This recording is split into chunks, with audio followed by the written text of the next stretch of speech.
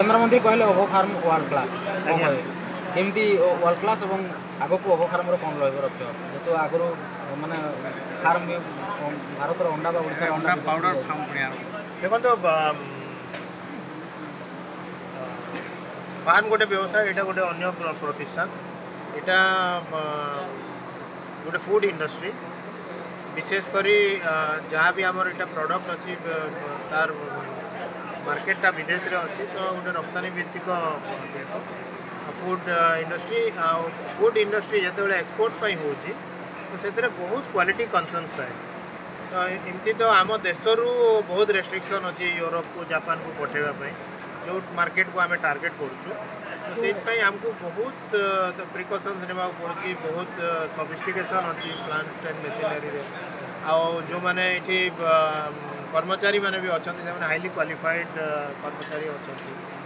तो आम आशा करूँ निश्चित भाव आम सबल हबू बोली जदिओ आम जो देखा इंफ्रास्ट्रक्चर सब प्रकार मैन पावर कमी अच्छी आम अंचल कि आम गोटे चैलेंज नहीं सब चैलेंजेस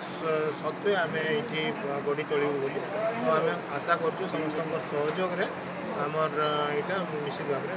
चलो भारत मार्केट भी यार चाहिदा अच्छी ना इंडिया मार्केट ना बाहर डोमेस्टिक मार्केट रे बहुत कम इतर चाहिदा अच्छी एसेंशियली गोटे एक्सपोर्ट ओरिएंटेड